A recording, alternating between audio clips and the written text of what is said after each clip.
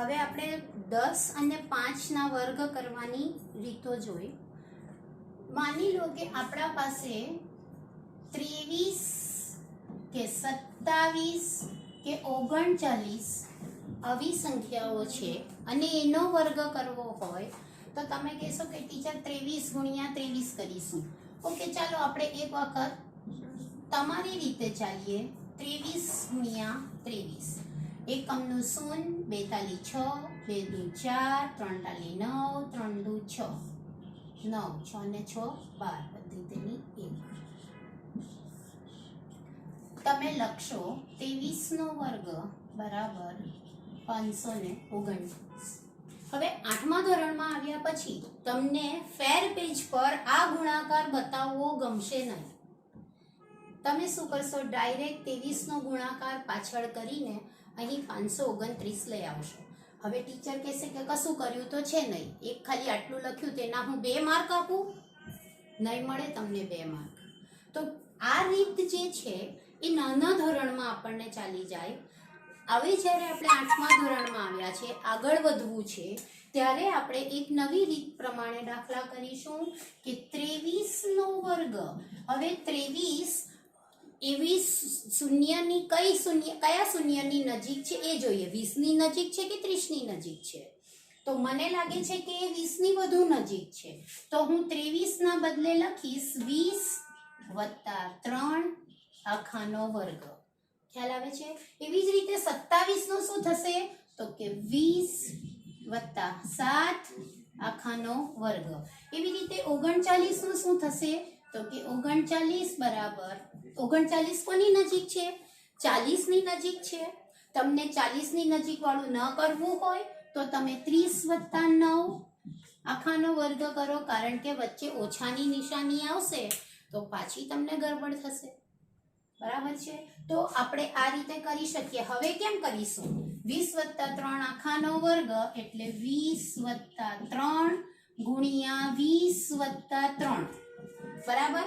જેમ તમે 23 બરાબર કરો છો 23 ગુણ્યા 23, એવી જ રીતે 20 + 3 આખાનો વર્ગ બરાબર 20 + 3 20 + 3. હવે સૌથી પહેલા આપણે લઈશું આ 20 અને પાછળનો કૌંસ 20 + 3 વત્તા 3 લઈશું, ફરી પાછો પાછળનો કૌંસ. વિદ્યાર્થી મિત્રો ફરી એકવાર જુઓ. પહેલા કૌંસની પહેલી સંખ્યા 20 છે, એને મેં લીધી અને બીજો કૌંસ લીધો.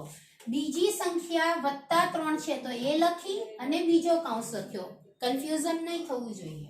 હવે થશે આના સાથે ગુણાકાર એટલે 20 ગુણ્યા 20, આના સાથે ગુણાકાર, પણ વચ્ચે વત્તાની નિશાની છે તો આપણે વત્તા 20 ગુણ્યા 3 લખીશું, વત્તા આના સાથે ગુણાકાર એટલે 3 ગુણ્યા 20, વચ્ચે વત્તાની નિશાની છે એટલે 3 ગુણ્યા 3. મને લાગે છે 8મા ધોરણમાં આવીને તમને આ વસ્તુનો તો ખ્યાલ આવે છે, જે 6 7માં શીખીને આવ્યા છો કૌંસ છોડવાની રીત. બરાબર. હવે 2 દુ 4 અને આપણે હમણાં જોયું તેમ 1 મીંડું છે તો આપણે 2 0 મૂકીશું, વત્તા 20 તાલી 60, 2 તાલી 6 આવડે છે આપણને, 1 મીંડું બીજું મૂકી દેવાનું, ફરી 2 તાલી 6 આવડે છે આપણને, 1 મીંડું બીજું મૂકી દેવાનું, વત્તા 3 તાલી 9. હવે હું તો તમને સરવાળો પણ અહીં ઉપર કરતા શીખવીશ, પાછળ જઈને જ સરવાળો ન થાય, અહીંયા પણ થાય. એકમના અંકો જોવાના 0 0 0 અને 9, તો અહીં ખાલી 9 આવશે. હવે દશકના અંક જોઈશું તો 0 6 6 એટલે કે 6 ને 6 12. અહીંયા તો દશકનો અંક છે જ નહીં, તો 6 ને 6 12 નો 2 વધી તેની 1. 100 નો અંક તો ફક્ત 4 જ છે ને 4માં 1 ઉમેરાશે એટલે 5. એટલે આપણો જવાબ આવ્યો 23 નો વર્ગ 529. તમે જોઈ શકો છો કે 23 ગુણ્યા 23 એનો વર્ગ કરીએ તો આપણને 529 મળ્યો. આ રીતે પણ જવાબ આવે છે. આવો તમે કર્યો હોય એટલે ટીચરે કમ્પલસરી 2 માર્ક્સ તમને આપવા જ પડે કે ના વિદ્યાર્થીએ બહુ મહેનત કરી છે.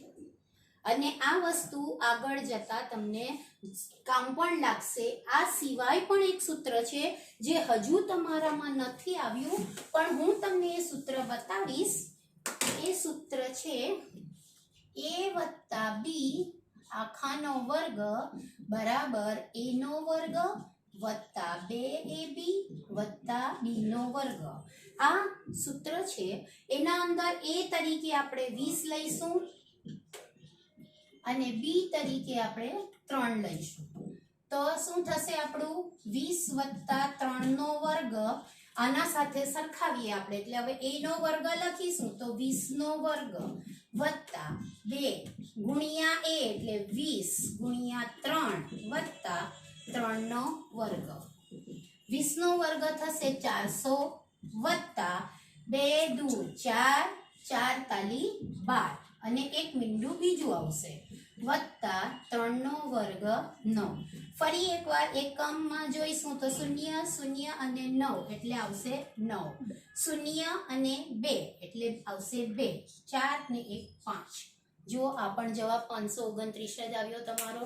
એટલે તમે વર્ગ કેટલી બધી રીતે કરી શકો છો. તમને કેલ્ક્યુલેટરની જરૂર છે નહીં, મોબાઈલની જરૂર છે નહીં. આ બધી સહેલી રીતોને મગજમાં રાખશો તો તમે મો પર પણ આ સમ કરી શકો છો, એ મારી ગેરંટી.